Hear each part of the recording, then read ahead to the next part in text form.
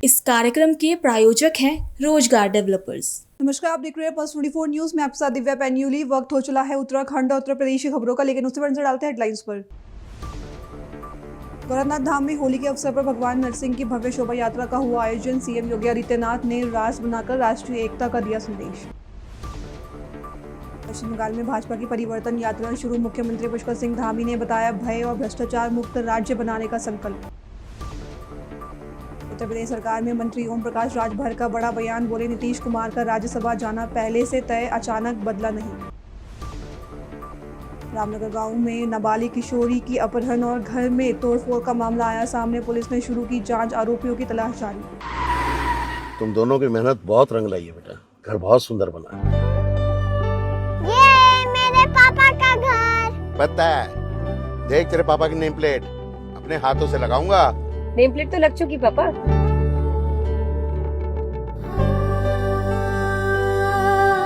असल मेहनत तो आपने की है पापा, मुझे इस काबिल बनाने के लिए। वो जिंदगी भर किराए के मकान में रहे, लेकिन आज ये घर मेरा नहीं, ये है मेरे पापा का घर।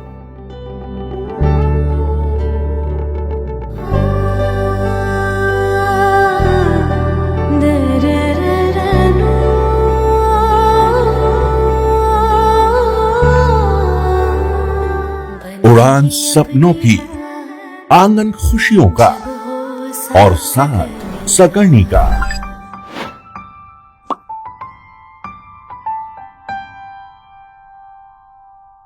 60 वर्षों से आपके साथ मनोरंजन और संस्कार का संगम, जाह्नवी मैगजीन। आइए अब देखते हैं खबरें विस्तार से। गोरखपुर में महायोगी गुरु श्री गोरखनाथ जी की पावन धरा पर भगवान नरसिंह जी की भव्य शोभा यात्रा का आयोजन किया गया। महापर्व होली के अवसर पर यह कार्यक्रम खास रहा, जिसमें उत्तर प्रदेश के मुख्यमंत्री योगी आदित्यनाथ भी शामिल हुए। इस दौरान मुख्यमंत्री योगी आदित्यनाथ ने कहा कि राष्ट्रीय स्वयंसेवक संघ के शताब्दी महोत्सव में हम समानता और समरसता के पावन पर्व होली के साथ जुड़ रहे हैं। उन्होंने बताया कि भारत में होली का यह पर्व हमें ऐसे समय में मना रहे हैं जब पूरी दुनिया में अव्यवस्था, अशांति और अराजकता का माहौल है। गोरखपुर महानगर के सभी बहनों और भाइयों, सबसे पहले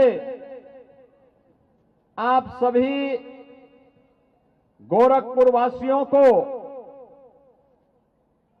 पूरे प्रदेश वासियों को होली के इस पावन पर्व की मैं हृदय से बधाई देता हूं। यह पर्व हमारे लिए इस वर्ष इसलिए भी महत्वपूर्ण है, राष्ट्रीय स्वयंसेवक संघ जो दुनिया का सबसे बड़ा सांस्कृतिक संगठन है,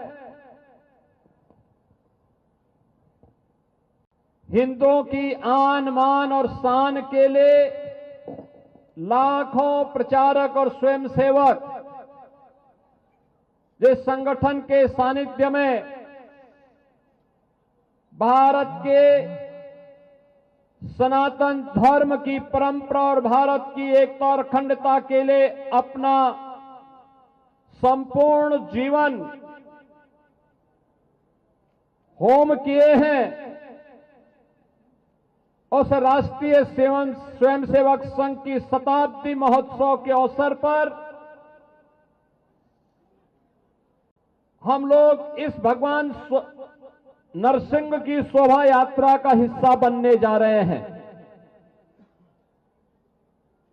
बहनों और भाइयों, जीवन में अनुशासन का महत्व क्या होता है?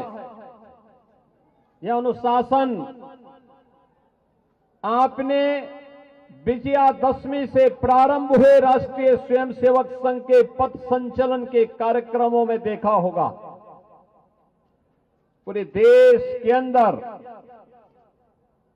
हजारों स्थानों पर पथ संचलन के कार्यक्रम हुए। सामाजिक समरसता को मजबूती प्रदान करने के हिंदू सम्मेलन चल रहे हैं। समाज का हर तबका उसमें भागीदार बन रहा है, लेकिन कहीं कोई अव्यवस्था नहीं, कहीं कोई जबरन नहीं, कहीं पर कोई किसी प्रकार की कानून व्यवस्था के लिए संकट नहीं। हजारों हजार नागरिक भागीदार बन रहे हैं, लेकिन अनुशासन में रह करके भारत माता को परम वैभव तक पहुंचाने के संकल्प के साथ संकल्पित होकर के एक भारत श्रेष्ठ भारत की इस परिकल्पना के लिए इस संकल्प के साथ अपने आप को संबद्ध कर रहे हैं। पूरे भारतवासियों को गौरव की अनुभूति होती है इस प्रकार के यशस्वी संगठन पर, और उस संगठन के शताब्दी महोत्सव में हम समता के, समरसता के इस महान पर्व होली के साथ जुड़ रहे हैं। बहनों और भाइयों, होली का ये पर्व हम भारत में ऐसे समय में आयोजित कर रहे हैं जब पूरी दुनिया में अव्यवस्था है, अशांति है, अराजकता का सा वातावरण है, लेकिन भारत अपने यशस्वी नेतृत्व में आनंद और उत्साह के साथ, उमंग के साथ इस पर्व का आनंद ले रहा है। कहीं कोई भय नहीं, कहीं अराजकता नहीं, कहीं अविश्वास नहीं, हर ओर एक ही भाव है, और वह भाव है सत्यमेव जयते का। हर ओर एक ही आवाज गूंज रही है, यतो धर्मस्ततो जय। जहां धर्म होगा वहीं जय होगी, वहीं विजय होगी। जहां सत्य होगा वहीं जय होगी। और ये भाव हमारा सनातन वाक्य है, इसकी गूंज सर्वत्र हमें सुनाई दे रही है। मैं देख रहा था परसों होलिका दहन के कार्यक्रम प्रारंभ होने के पहले जगह जगह होलिका दहन के भक्त प्रहलाद की शोभा यात्राएं निकल रही थी। हजारों लोग भागीदार बन रहे थे। क्या उत्साह था, क्या उमंग था। हर व्यक्ति के मन में एक ही भाव कि होलिका दहन करना है। होलिका दहन का मतलब अपने अहंकार को मिटाना है, तुष्टीकरण को समाप्त करना है। कहीं कोई भ्रष्टाचार पनप रहा है तो उसकी होलिका दहन करना, उसका दहन करना है। और कहीं पर कोई अराजकता, कोई आतंकवाद, कोई उग्रवाद सिर उठाने का कुत्सित प्रयास कर रहा है तो उसको नेस्तनाबूद भी करना है। यह संकल्प सर्वत्र हम सबको सुनाई दे रहा था। और याद करना, भगवान नरसिंह तो श्री हरि विष्णु के एक महत्वपूर्ण अवतार है।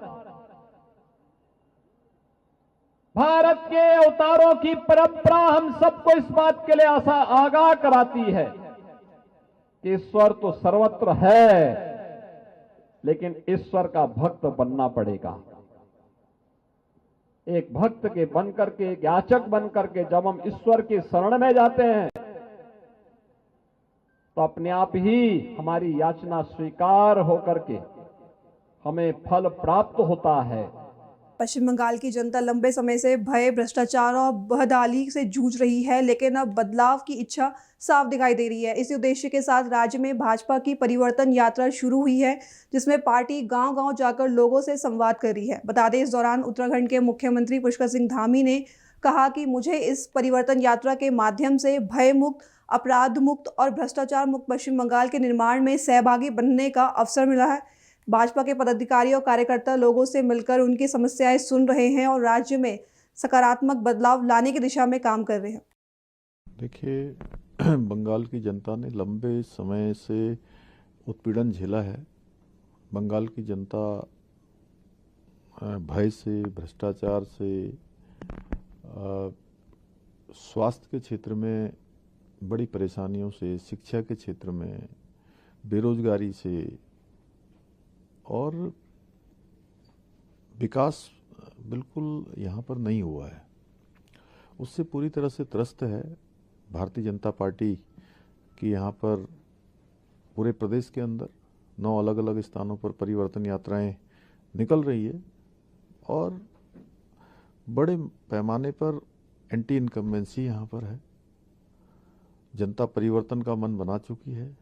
भारतीय जनता पार्टी एक एक गांव, एक एक मोहल्ले, एक एक परिवार तक ये संदेश कि अब परिवर्तन के लिए सब तैयार हो जाओ, क्योंकि पूरा देश आज प्रधानमंत्री मोदी जी के नेतृत्व में डबल इंजन की सरकारें बना रहा है और डबल इंजन की सरकारें जहां बन रही हैं वहां पर सुशासन स्थापित हो रहा है, वहां पर गरीब कल्याण की योजनाएं चल रही हैं, गरीबों का कल्याण हो रहा है, हर दृष्टि से विकास तेजी से आगे बढ़ रहा है। इसीलिए पूरे देश के अंदर जहां भी चुनाव हुए हैं वहां पर लगातार लोग डबल इंजन की सरकारों को प्राथमिकता दे रहे हैं।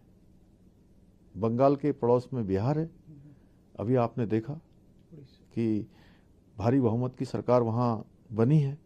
उड़ीसा में सरकार बनी है, उससे पहले महाराष्ट्र में सरकार बनी है, हरियाणा में सरकार बनी है, मध्य प्रदेश में लगातार सरकार बन रही है, गुजरात में लगातार सरकार बन रही है, छत्तीसगढ़ हो, हरियाणा हो, राजस्थान हो, उत्तर प्रदेश हो, उत्तराखंड हो और दिल्ली ने भी लंबे समय बाद डबल इंजन की सरकार वहां बनाई है और सभी राज्य तेज गति से आगे बढ़ रहे हैं। तो यहाँ की जनता के लिए प्रश्न भी है कि आखिर इतने लंबे समय तक सरकार रहने के बाद क्या कारण है कि इतनी बड़ी मात्रा में बेरोजगारी है, इतना भ्रष्टाचार है, इतना महिलाओं के साथ इतना उत्पीड़न हो रहा है, सैकड़ों हजारों महिलाओं को जो है यातनाएं झेलनी पड़ रही हैं। संदेश खाली जिस स्थान का नाम है उस स्थान पर पूरी दुनिया ने देखा किस प्रकार से महिलाओं को पार्टी के कार्यालयों पर लाकर उनके साथ किस प्रकार का व्यवहार किया गया और पिछले चुनाव में जिस प्रकार से हाईकोर्ट ने एसआईटी बनाने के जो निर्देश दिए थे उसके बाद उस पर कोई कार्रवाई नहीं हुई। बता रहे हैं कि कल मुझे एक कार्यक्रम में मुझे जाना है, आप परिवर्तन यात्रा की शुरुआत करनी है, तो स्थान ज़्यादा नहीं है, 60 किलोमीटर है यहाँ से, लेकिन बताते हैं कि 2.5 घंटे से कम का समय नहीं लगेगा। सड़कों की इस प्रकार की स्थिति है। लेकिन सर, जिस तरह से आप कह रहे हैं एसआईआर बिहार में भी हुआ है, लेकिन एसआईआर को लेकर बंगाल में जिस तरह का मौजूदा परिस्थिति को देखा गया है, मुख्यमंत्री ममता बनर्जी सुप्रीम कोर्ट जा रही हैं, एसआईआर में डिटेक्शन के बाद 60 लाख लगभग 60 लाख लोगों का यहाँ पे नाम का यहाँ पे लिस्ट निकाला गया है, पब्लिश किया गया इलेक्शन कमीशन की ओर से। 6 तारीख को ममता बनर्जी फिर धरने में बैठ रही हैं, क्या कहना चाहिए? शायद देखिए ये डर इसलिए है कि इन्होंने घुसपैठियों को यहाँ पर घुसपैठ करवाई है। यहाँ पर ऐसे लोग जो अवांछित रूप से हैं उनको यहाँ रहने के लिए जगह दी गई है। अब उनको लग रहा है कि इलेक्शन कमीशन एसआईआर कर रहा है, जो असली नकली का भेद कर रहा है, यानी उसको बाहर निकाल रहा है, तो उनको परेशानी हो रही है, उनको डर हो रहा है, उनको भय सता रहा है कि उनका फेक वोटर है, जो भी फर्जी वोटर है वो बाहर चला जाएगा, जिसके दम पर वो लगातार आज तक यहाँ पर चुनाव में जो है धांधलियाँ करवाते थे, ये फेक वोटिंग करवाते थे। तो एसआईआर हो जाने के बाद ये दूध का दूध हो जाएगा, पानी का पानी हो जाएगा, इसलिए उनको भय है। और ये प्रश्न है, ये क्वेश्चन है कि भाई पूरे देश में एसआईआर हो रहा है, पूरे देश में इलेक्शन कमीशन एसआईआर कर रहा है, केवल बंगाल में तो नहीं कर रहा है, तो आखिर धरना प्रदर्शन की क्या आवश्यकता है? कोई काम कानून के तरीके से हो रही है। अगर कोई जो फर्जी वोटर नहीं है तो उसको कोई परेशानी नहीं होगी, लेकिन जो फर्जी है तो उसको परेशानी होगी। तो ये ममता जी को इसीलिए शायद परेशानी हो रही है। योजनाओं की बात करें तो हर सरकार आप लोग भी लगातार योजना देते हैं, मध्य प्रदेश में भी देखा गया, बंगाल में भी जिस तरह से चुनाव से पहले युवाओं के लिए 1500 रुपये का अभी एक स्कीम निकाला गया कि जितने बेरोजगार युवा हैं उनको 1500 रुपये का उनको दिया जाएगा, पैसा दिया जाएगा। लक्ष्मी भंडार का स्कीम है। तो बीजेपी भी देती है, स्कीम्स करती है, लेकिन चुनाव से पहले क्या लगता है कि बेरोजगारी इतना ज्यादा है जिसके कारण स्कीम को लगा? देखिए, यहाँ पर बेरोजगारी बहुत बढ़ गई है और ये केवल जो तात्कालिक मुद्दे हैं, बेरोजगारी का मुद्दा है, उससे ध्यान भटकाने का एक शिगुफा उन्होंने छोड़ा है। लेकिन मुझे लगता है कि बंगाल के युवा जो लंबे समय से बेरोजगारी का दंश झेल रहे हैं, बेरोजगारी ने जिनको पूरी तरह से अव्यवस्थित कर दिया है, उनके जनजीवन को प्रभावित कर दिया है, उनके परिवारों को प्रभावित कर दिया है, उनके भविष्य को खराब कर दिया है, तो इस झांसे में नहीं आएंगे। क्योंकि यहाँ पर भारतीय जनता पार्टी की सरकार बनेगी तो बड़े पैमाने पर रोजगार निकलेगा, 5 साल की आयु सीमा में भी छूट होगी और भर्ती भी पारदर्शी तरीके से होगी, बिल्कुल ट्रांसपेरेंसी तरीके से होगी।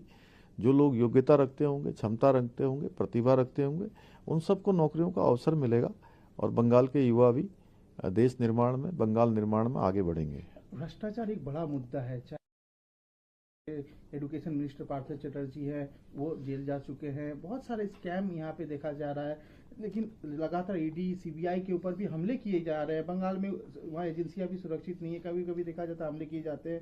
तो सर, किस तरह से देख रहे हैं कि बंगाल का लॉ एंड ऑर्डर और जिस तरह का ये करप्शन की एक सबसे बड़ा मुद्दा भी है कि अगर देखा जाए तो ये क्या लगता है कि बंगाल पूरी तरह से बंगाल में व्यवस्था पूरी तरह से चरमरा गई है, चाहे कानून व्यवस्था हो, पूरा शिक्षा विभाग जेल में है और ये संवैधानिक संस्थाओं पर इन्होंने विश्वास इनका खत्म हो चुका है। क्योंकि इनको लगता है कि संवैधानिक संस्थाएं अपने जब इनके पक्ष में कोई फैसला सुनाती है तो बहुत अच्छी होती हैं, जब इनके पक्ष में फैसला नहीं आता है तो अव्यवस्था करते हैं, मारपीट करते हैं, तोड़फोड़ करते हैं।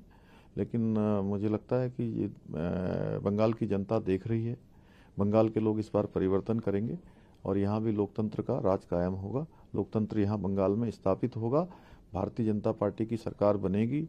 जो लंबे समय से यहाँ के लोगों को भय है, भ्रष्टाचार है, यहाँ विकास नहीं हुआ है, उन सब से यहाँ पर छुटकारा मिलेगा, महिलाओं को सुरक्षा भी मिलेगी, सम्मान भी मिलेगा।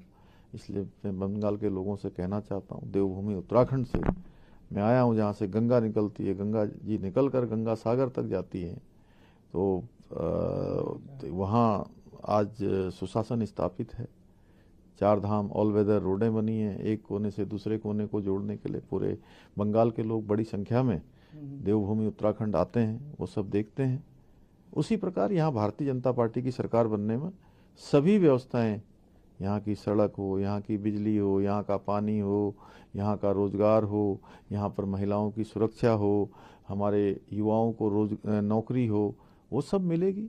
और मोदी जी के नेतृत्व में आज पूरे देश के अंदर हो रहा है, वो बंगाल में भी होगा। 24% डीए जो है सुप्रीम कोर्ट ने निर्देश दे दिया है 31 मार्च तक। तब मुख्यमंत्री और सरकार की ओर से कहा जाता है कि फंड नहीं है, पैसा नहीं है, केंद्र से पैसा नहीं मिल रहा है। लेकिन स्कीम जो है 1500 रुपये की, अगर 1000 रुपया था वो 1500 रुपये करके दे दिया जा रहा है, युवाओं को पैसा दिया जा रहा है। सेंट्रल स्टेट गवर्नमेंट के एम्प्लॉय को जो कोर्ट का निर्देश है सर 24% डीए का, वो अभी तक नहीं मिला है, वो अभी तक धरने में बैठे हैं। जो एसएससी जो घोटाले हुए थे, 24,000 से 26,000 जो योग्य प्रार्थी है वो रास्ते में बैठे हुए हैं।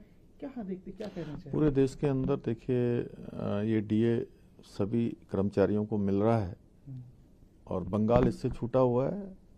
तो यहाँ पर ये ममता दीदी की बिल्कुल व्यवस्था फेल हो चुकी है, कर्मचारियों पर उनका अत्याचार बढ़ गया है, इसीलिए कर्मचारी धरने पर बैठे हैं।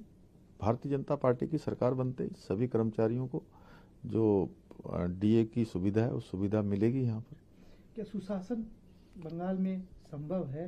क्या परिवर्तन? बिल्कुल परिवर्तन होगा। और देखिए, परिवर्तन संसार का नियम है और यहाँ की जनता त्राहिमाम हो चुकी है और यहाँ पर कानून व्यवस्था से लेकर जितने भी मुद्दे हैं, विकास न होना, इतने लंबे समय तक सरकार में रहना, विकास न करना, महिलाओं को सुरक्षा न देना, उल्टा उनको उत्पीड़न करना, बेरोजगारी एक बहुत बड़ी समस्या है। हेल्थ के सेक्टर में यहाँ के लोगों को जितनी ट्रेनें यहाँ से जाती हैं, सब साउथ इंडिया में जितनी हैदराबाद जाती हैं, चाहे तिरुचिरापल्ली जाती हैं, तमाम जगह पर जो साउथ के अस्पताल हैं उसमें बंगाल के ट्रेनों से जाकर इलाज करवाने वालों की संख्या बहुत बड़ी है। ये इस बात को दर्शाता है कि लंबे समय तक जो है यहाँ सरकार रहने के बाद भी स्वास्थ्य के क्षेत्र में कोई काम नहीं हुआ। अब डबल इंजन की सरकार आएगी तो परिवर्तन और सुशासन का निश्चित रूप से डबल इंजन की सरकार आते यहाँ पर कानून व्यवस्था का राज भी होगा, नौजवानों को, युवाओं को रोजगार मिलेगा, महिलाओं को सुरक्षा मिलेगी, बच्चों का भविष्य अच्छा होगा, विकास तेज गति से आगे बढ़ेगा।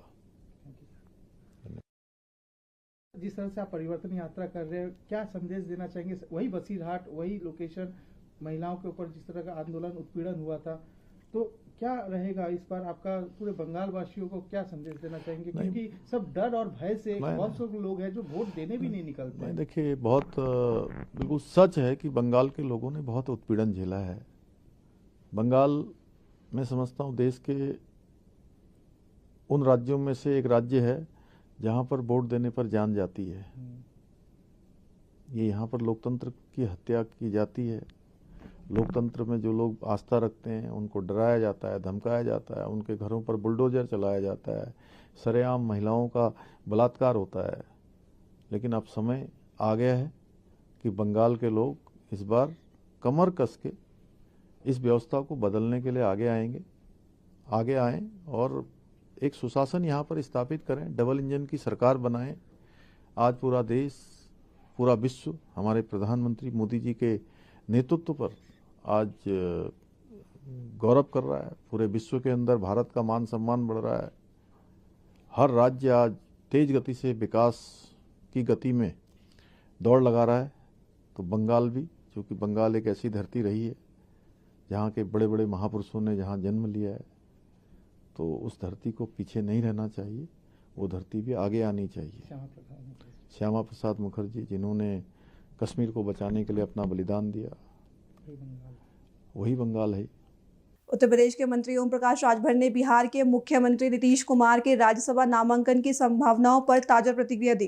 राजभर ने कहा कि पहले से ही तय हो चुका था कि नीतीश कुमार देश की राजनीति में आगे जाएंगे और राज्यसभा सदस्य बनेंगे। यह चर्चा बिहार विधानसभा चुनाव के समय से ही चल रही थी। इस टिप्पणी का तात्पर्य यह था कि नीतीश कुमार का राज्यसभा जाना कोई अचानक बदलाव नहीं है, बल्कि पहले से राजनीतिक अनुमान में रहा है।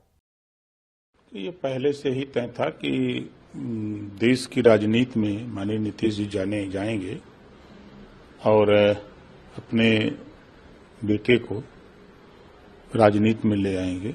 ऐसी चर्चा चुनाव के समय ही थी और जिसकी अटकलें अब तेज हो गई हैं। तो जब तक वो राज्यसभा का पर्चा, आज आखिरी दिन है भरने का भी, तो पर्चा भरते हैं तो बात क्लियर हो जाएगी।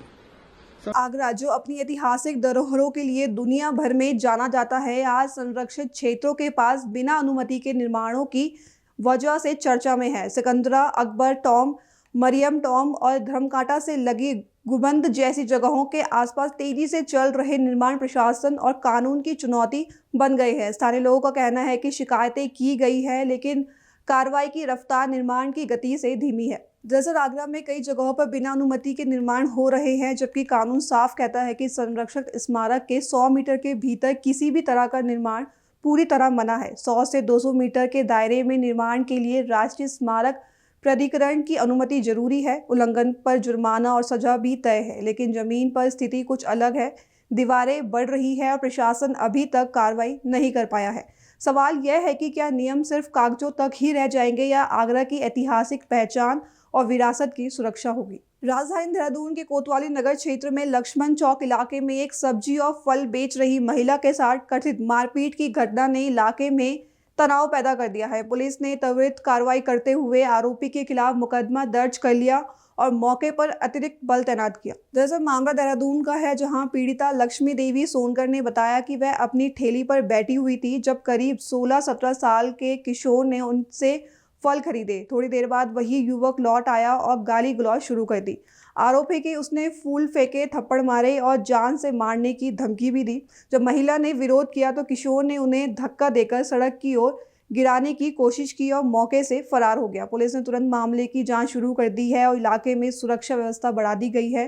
ताकि हालात नियंत्रण में रहे। खबर रामनगर से है, जहां रामनगर कोतवाली क्षेत्र के गांव में नाबालिग किशोरी को जबरन घर से उठाकर ले जाने का प्रयास करने का मामला सामने आया है। पीड़ित किशोरी ने करीब आधा दर्जन युवकों पर घर में घुसकर मारपीट और तोड़फोड़ करने का आरोप लगाते हुए पुलिस से कार्रवाई की मांग की है। पुलिस ने मामले की जांच शुरू कर दी है। दरअसल मामला रामनगर कोतवाली क्षेत्र के गांव सवालदे पूर्व का है, जहां किशोरी की शिकायत के अनुसार बीते मंगलवार शाम करीब 9 बजे आधा दर्जन युवक उसके घर पहुंचे और उसे जबरन उठाकर ले जाने लगे।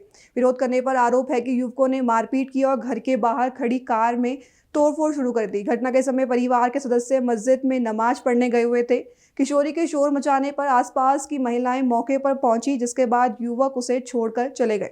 पुलिस ने मामले की जांच शुरू कर दी है और आरोपियों की तलाश जारी है। मेरा लड़का दुकान पर गया था, उसको घेर घार कर लड़कों ने मार लिया, मारपीट कर ली। कोई बात नहीं, बच्चे नमाज को चले गए।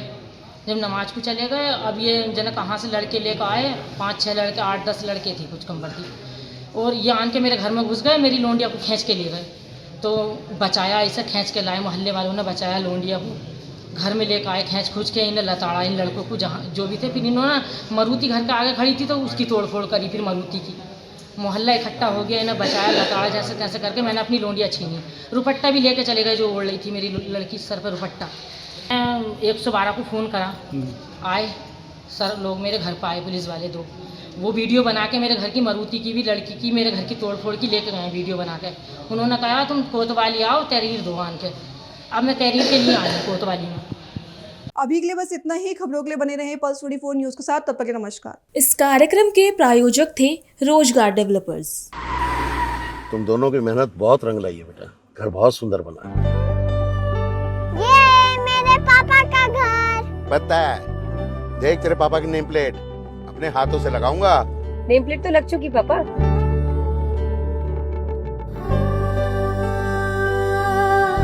असल मेहनत तो आपने की पापा, मुझे इस काबिल बनाने के लिए। वो जिंदगी भर किराए के मकान में रहे, लेकिन आज ये घर मेरा नहीं, ये है मेरे पापा का घर।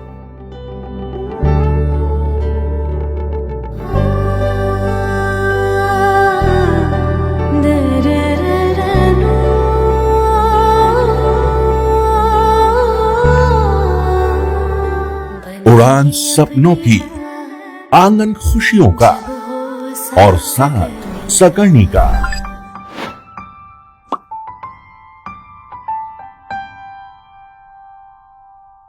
60 वर्षों से आपके साथ मनोरंजन और संस्कार का संगम, जाह्नवी मैगजीन।